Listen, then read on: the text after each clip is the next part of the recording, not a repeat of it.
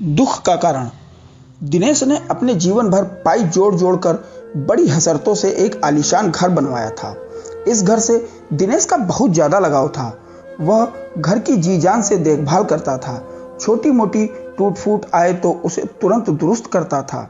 कई बार लोगों ने उसे उस घर को बेचने की सलाह दी थी, लेकिन वह नहीं मानता।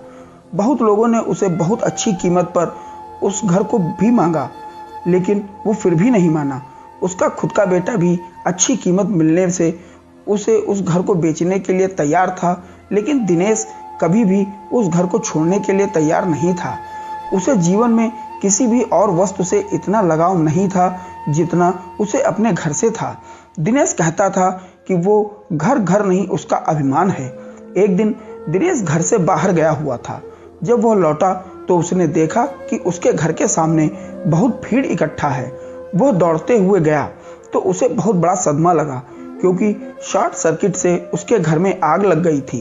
अपने प्यारे घर को ऐसे आग में जलते हुए देखकर वह पागल सा हो गया।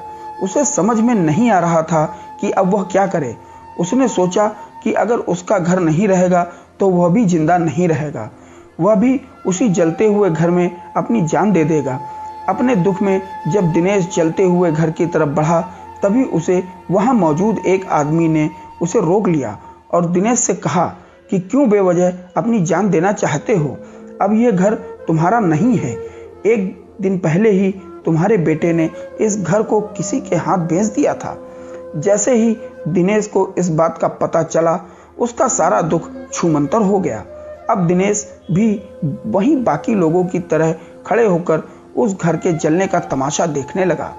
जब वहां पर दिनेश का बेटा आया तो उसने अपने बेटे के पास जाकर कहा कि जरूर मैंने पिछले जन्म में कई पुण्य किए होंगे, इसलिए मुझे तुम्हारे जैसा बेटा मिला। अगर तुमने इस घर को सही समय पर बेच न दिया होता तो आज मेरी जान चली जाती। तुमने इस घर को सही समय पर बेचकर मेरी जान बचा ली बेटा। पिता की बातें सुनकर बेटे का मुंह उतर गया।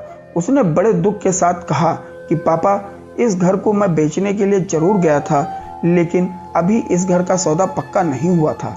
यह सुनते ही दिनेश का दिल फिर से बैठ गया।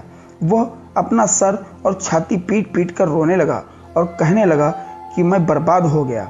पहले किसी और का घर जल गया, यह जानकर जो उसी खुशी हुई थी, वह अब उसका घर है यह जानकर दुख में बदल गई। बहुत बहुत धन्यवाद दोस्तों।